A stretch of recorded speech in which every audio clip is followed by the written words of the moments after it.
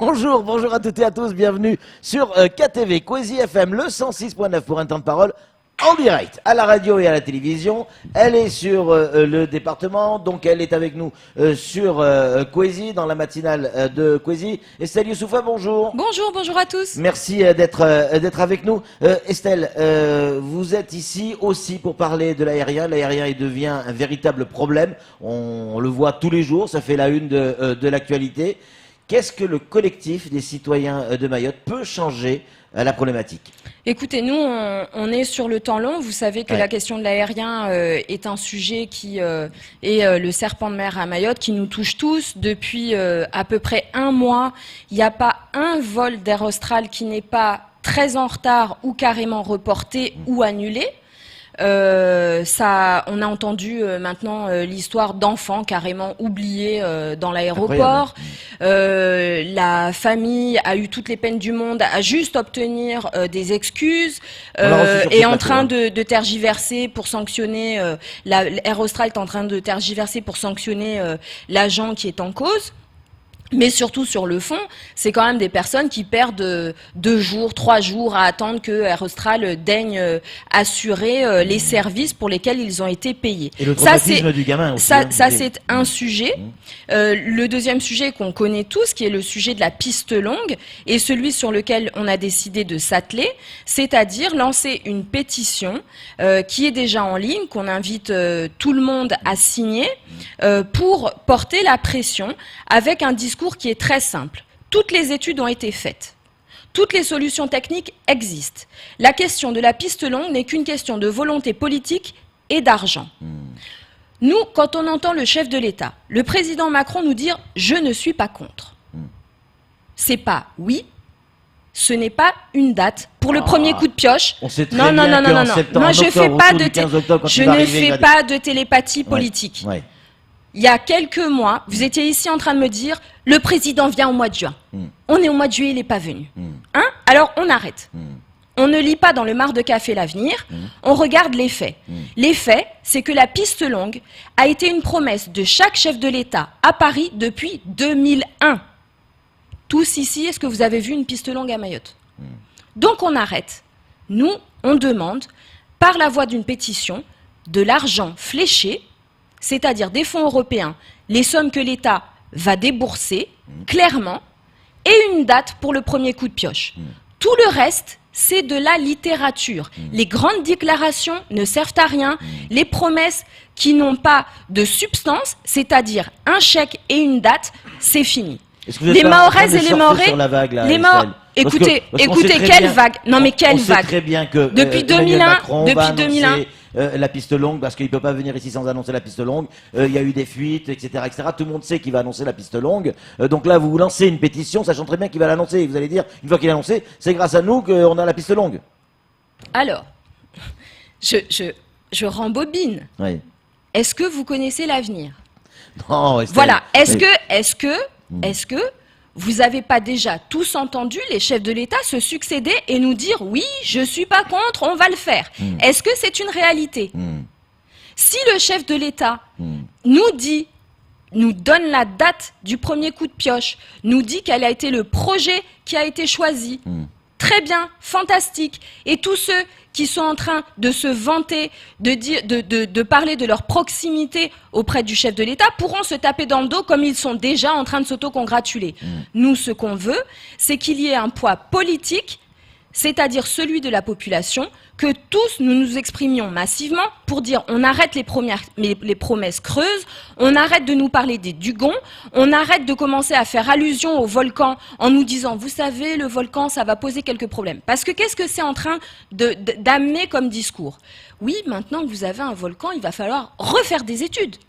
Et là on dit tout de suite non, on s'arrête. Le python de la fournaise vomit tous les jours que Dieu fait un petit peu de lave, ça n'empêche pas les Réunionnais d'avoir un aéroport qui est une piste longue. Ouais. L'Etna crash. Le problème est un peu différent parce que le volcan est lié au fond de l'eau et on risque, on va le voir tout à l'heure du reste, on risque une vague importante si jamais ça crache trop depuis l'eau, une vague qui pourrait arriver jusque sur la piste aussi. C'est une réalité. Je suis admirative, Patrick, de vos talents de géologue et vos connaissances incroyables sur comment fonctionne un volcan. Non, mais faut arrêter de tout s'auto-improviser Non, c'est pas spécialiste. Il suffit de regarder, vous êtes une bonne journaliste, Patrick, donc Patrick, vous avez pu regarder ce qui se passe ailleurs. Ça existait ailleurs. Un tsunami à moins de 50 km, de Mayotte, le temps que vous ayez réalisé, on sera tous enterrés, morts et disparus. Donc on arrête. Mais s'il s'agissait de dire, parce qu'il y a un risque de tsunami, il n'y a aucun aéroport dans toutes les zones qui sont proches de la mer. Il y a aussi un risque de tsunami hypothétique à La Réunion. Non mais il faut arrêter. Faut complètement arrêter de nous balader.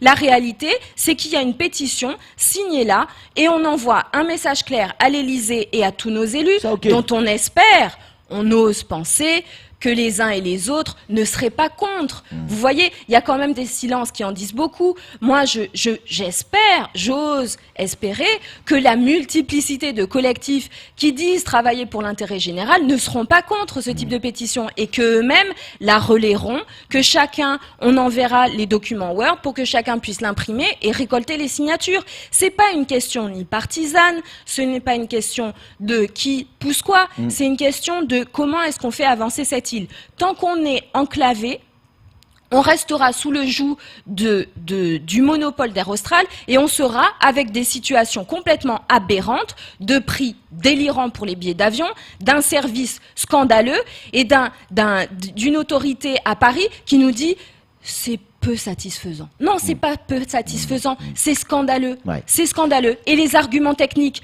puisqu'ils existent, qui sont de dire pour toutes les compagnies aériennes, la piste est inadaptée, on a les moyens. On a le député européen Omar Gy qui est maintenant à la tête d'une commission qui peut débloquer ces fonds. Tout est en train de s'aligner. Les élus sont en campagne. Profitons-en. Vous voulez être élu? Eh ben, donnez-nous une date, donnez-nous des fonds. On dit la même chose, les feux sont au vert, donc c'est plutôt une bonne chose. Il est déjà 7h16. Je voudrais qu'on parle, si vous êtes d'accord, Estelle Youssouffa, de cette rencontre qui aura lieu dans les jours qui viennent entre le président Macron et le président Azali. On nous explique que les élus mahorais ont déjà participé à un certain nombre de réunions. On a vu sur les réseaux sociaux, un peu partout du reste, c'est le projet 2009. Le projet 2009. Et certains voudraient nous faire croire que ce même projet va servir de base pour une discussion 10 ans après. On va être clair, Patrick, c'est 9 ans après, c'est 10 ans après, en effet, mais on va récapituler. Oui.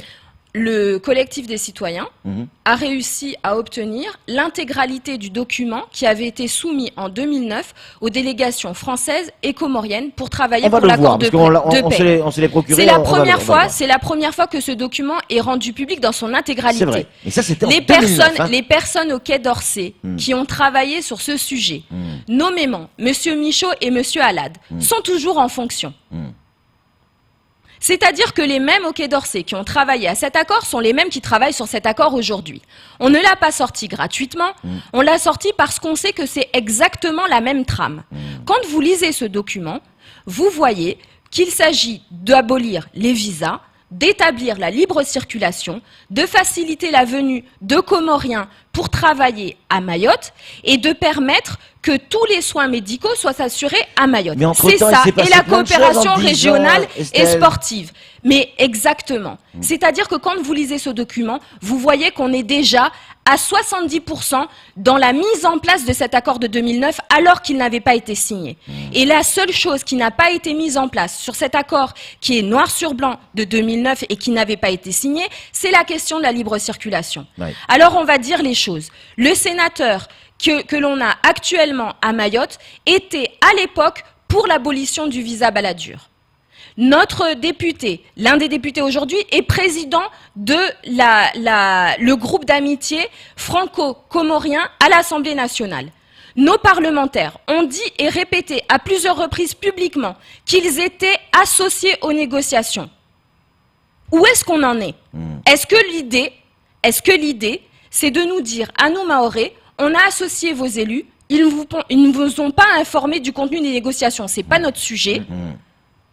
Nous, la population, on n'a pas été informés du contenu des négociations et on va nous mettre lundi devant le fait accompli. Ça, pour nous, ce n'est pas acceptable. Et je le dis avec d'autant plus de force que par un joli tour de passe-passe, La semaine dernière, l'État signe avec le conseil départemental. Je rappelle que le président du conseil départemental est aussi associé à ces négociations diplomatiques. La semaine dernière, le conseil départemental et nos parlementaires sont invités en grande pompe à l'Élysée pour signer un contrat d'1,6 milliard. On sait que cet argent, ce n'est que de l'argent qui a été réemballé, ce n'est pas de l'argent neuf. Et par contre, ça ressemble quand même grandement à dire, voilà, on vous donne 1,6 milliard, hein, maintenant les enfants, on se tait et on signe l'accord avec les Comores. Faut arrêter de nous prendre pour des imbéciles, on n'est pas des naïfs. Vous croyez sincèrement que ça va se passer comme ça, Estelle? Patrick, on en reparle la semaine prochaine? J'espère pas. De quoi il s'agit? De quoi il s'agit?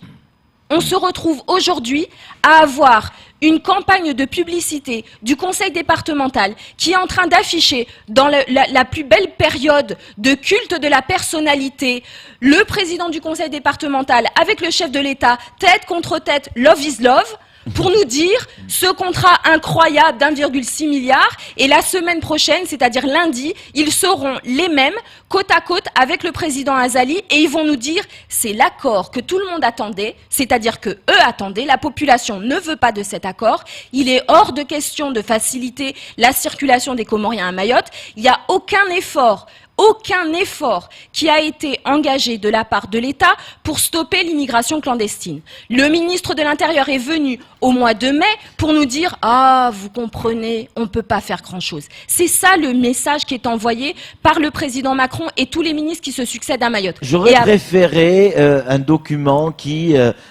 serve de base réellement, qui aurait été rédigé, parce qu'il existe ce document. Mais moi aussi, vous savez, moi j'aurais adoré, mais c'est pas à moi de me poser la question, de poser. Parce que là, un truc qui date d'il y a 10 ans, à nos tout ce qui s'est passé avant avec le blocage de la préfecture. Patrick, je vous invite à poser la question à nos parlementaires qui sont officiellement associés. Je vous invite à poser cette question au président du conseil départemental qui est officiellement associé à ces négociations.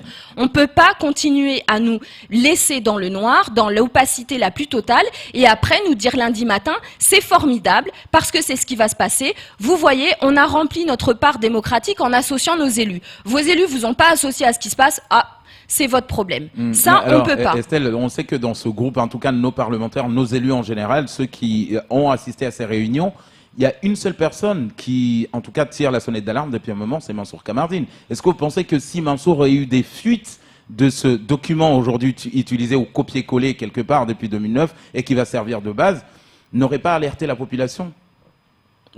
Mais moi, je fais pas de télépathie, oui, je fais pas de projection, on regarde les choses. Est-ce que Mansour Kamardine a laissé le document fuiter? Est-ce que vous avez vu le document? Mais moi, écoutez, les déclarations, c'est une chose, c'est les faits. Qu'est-ce que vous avez? Pourquoi est-ce que ces documents sont maintenus secrets? Pourquoi est-ce que les parlementaires qui ont trépigné en disant on veut être associés ne s'appuient pas sur la population, nous tous, pour dire voilà, il y a des conditions qui sont inacceptables et ils auraient toute la population derrière eux et donc plus de levier pour aller au Quai d'Orsay et à l'Élysée, dire non, ça, ces conditions-là ne sont pas acceptables. Qui ne dit rien consent. C'est aussi simple que ça. Dans la culture mahoraise, c'est l'inverse. Quand on n'est pas d'accord, on ne dit rien. Mais dans la culture française, à Paris, qui ne dit rien consent. Est-ce que pour vous, des Mahorais tels que nos élus sont capables, parce que pour vous, c'est une trahison. Aujourd'hui, s'ils vont signer lundi cet accord. Non, mais arrêtez de faire des supputations. Non, mais rappelez-moi, quand il y a 2 ans, en septembre 2017, vous avez toute la population qui descend massivement dans les rues, la plus grosse manifestation de l'histoire de Mayotte, c'était sur quel sujet? Sur l'abolition du visa Balladur. Avec quelle équipe? Quelle équipe de parlementaires et d'élus qui étaient d'accord pour ce sujet? Donc, faut arrêter de nous faire passer pour des paranoïaques parce que pour le coup, ce n'est pas le cas. On ne lance pas des accusations ou on ne lance pas des inquiétudes gratuites. C'est parce que le passif des élus est tel qu'on est légitimement très inquiet. Et je le dis avec d'autant plus de force que le président Azali et son ministre des Affaires étrangères s'agitent depuis 2-3 ans, mais de manière frénétique sur la scène internationale, pour réaffirmer que Mayotte est comorienne. Aussitôt élu avec l'aide de Paris, le président Azali et son ministre Souef sont allés à Moscou, sont allés en Chine pour aller réclamer Mayotte. Donc il faut quand même arrêter de nous prendre pour des imbéciles, nous faire avaler à coût de 1,6 milliard. Ne vous inquiétez pas, on va construire des infrastructures pour accueillir toute l'immigration clandestine comorienne et ce sera formidable parce que vous êtes tous cousins. Non, il n'en est pas question. Il y a des messages qui arrivent, et notamment Safina, qui vous envoie un message qui dit Estelle dit vrai, mais il faut d'abord une réconciliation avec le collectif. Ma sœur, elle s'adresse à vous. Kamardine se plaint de ne pas être au courant. Il le dénonce et il nous a alertés. Un combat seul n'aboutira pas. Vous êtes toute seule dans ce combat? Bah non, enfin... Non mais c'est trop facile ça. C'est une question. Non, mais le collectif des citoyens que je préside est une association officielle qui est déposée à la préfecture, c'est-à-dire qu'elle a une existence légale. Ça a été un processus qui a été validé. On est des dizaines avec des membres qui sont des personnalités, des personnes individuelles ou des associations qui adhèrent à ce collectif. Je veux dire, si c'était moi toute seule qui m'exprimais, je serais... Non, mais vous êtes d'accord qu'il va falloir trouver une solution avec ces différents collectifs à un moment donné, parce qu'on le sent bien qu'il y a toujours des tensions. Mais on fait pas de mariage forcé. Non, mais arrêtez, mais arrêtez. Mais c'est pas la question. On n'est jamais. Mais non, mais arrêtez. Enfin, franchement. C'est des enfantillages, faut quand même pas exagérer. On n'est jamais trop nombreux pour travailler pour Mayotte. On va pas arrêter de faire des mariages forcés avec des personnes qui n'ont pas envie de travailler ensemble. Moi, je veux bien recevoir des SMS publics quand ce qui se dit en privé est complètement l'inverse. Faut quand même pas exagérer. La personne en question se passe des réunions interminables à me taper dessus. En face et derrière. Donc écoutez, on n'est pas ici à faire un jeu de dupes. La question n'est pas une question de personne. La question, c'est une question de travail. Le sujet, c'est de travailler pour Mayotte. On n'est jamais trop nombreux. Que les gens aient envie de multiplier les collectifs, libre à eux. Faites-le. Ce qui compte, c'est de travailler pour notre île. Si on n'est pas capable de travailler de manière synchronisée, chacun tirera les conclusions et prendra ses responsabilités. Je redis, c'est le mal mahorais, je redis que ça fait le jeu du gouvernement et qu'évidemment, l'État se félicite d'avoir un collectif qui est acceptable et qui fait circuler des SMS pour être invité à la garden party du préfet. Ça, on est clair qu'il y en a certains qui se félicitent de pouvoir mettre un collier de fleurs au cou du ministre qui passe, ou de l'accueillir pour un foutari, ou d'aller saluer le préfet et lui baisouiller les pieds. C'est pas du tout ni mon propos, je ne suis pas contre les autorités, je dis qu'à un moment, il faut engager le rapport de force parce que les actions qui sont faites sont insuffisantes, ne sont pas au niveau à Mayotte. Les équipes de France Mayotte, qui ne voient pas dans les boules de cristal, bien évidemment, qui font un travail d'enquête sérieux et réfléchi, ont eu des informations et ça a été publié comme quoi, effectivement, Emmanuel Macron serait à Mayotte entre le 15 octobre et le 30 octobre. On a parlé de ces 1,6 milliard, mais il resterait quand même une nuit à Mayotte. Est-ce qu'il faut y voir un signe? Ça serait une première. Il viendrait d'abord à Mayotte avant d'aller à La Réunion. Il y a des petits signes comme ça. Écoutez, les petits signaux de fumée, l'espèce de petit jus de cerveau pour essayer de savoir. Pourquoi moi, je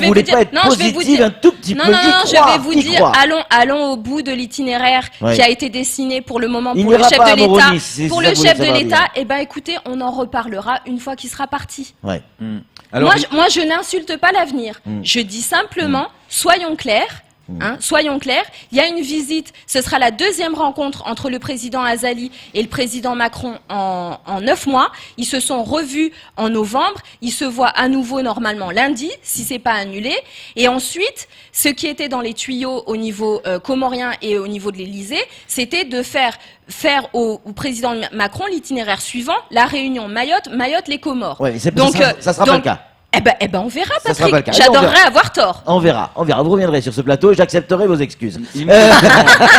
Allez, bien ambitieux. Une question d'un auditeur. Oui, on a compris, Estelle, mais si ce document est signé lundi, qu'est-ce qui se passe après? On fait quoi, en fait, en gros? Qu'est-ce qui se passe après? On pleure toutes les larmes de notre corps et puis on retrousse nos manches et on se bat contre l'application de cet accord. Mais il faut quand même être clair. Donc c'est un autre combat qui doit s'engager. Il faut quand même être clair, ça va être un gros combat.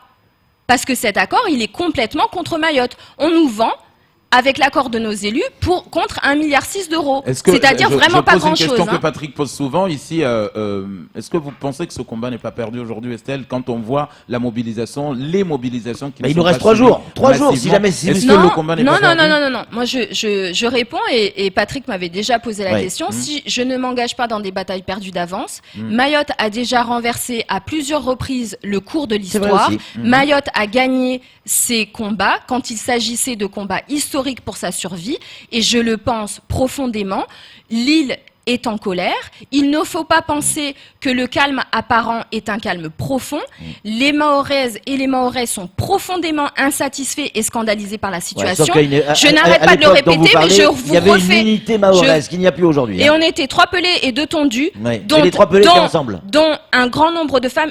Faut arrêter de réécrire le passé. Les personnes qui étaient à l'époque et qui sont encore vivantes avouent très clairement qu'il y avait des divisions au sein des Mahorais. Et quand on parle de serrer la main et de Soroda, ce sont des Mahorais. Donc il faut pas quand même laisser penser qu'il y avait un passé mythique, incroyablement uni. C'est faux. Il y a toujours eu des divisions et c'est pas le sujet. Le sujet, c'est de savoir comment est-ce qu'on arrive à avancer. Moi, je suis convaincue, et c'est le travail qu'on fait avec le collectif, qu'il faut avancer sur la prise de conscience et qu'il faut s'engager sur des combats sur le terrain légal, parce que la demande des Mahoraises et des Mahorais, c'est le droit commun, d'arrêter le bricolage à Mayotte, d'arrêter les espèces d'exceptions malsaines. Si Paris va décider lundi avec le président Azali qu'il faut ouvrir les vannes de l'immigration à Mayotte, il faut que Paris lève le verrou des visas qui sont livrés à Mayotte et qui ne fonctionnent qu'à Mayotte. Il faut que ces personnes puissent aller en métropole et à la Réunion librement.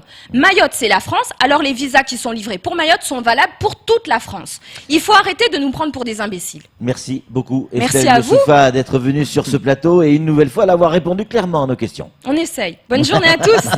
Allez, c'est tout pour ce temps de parole. Tout de suite, la suite de nos programmes.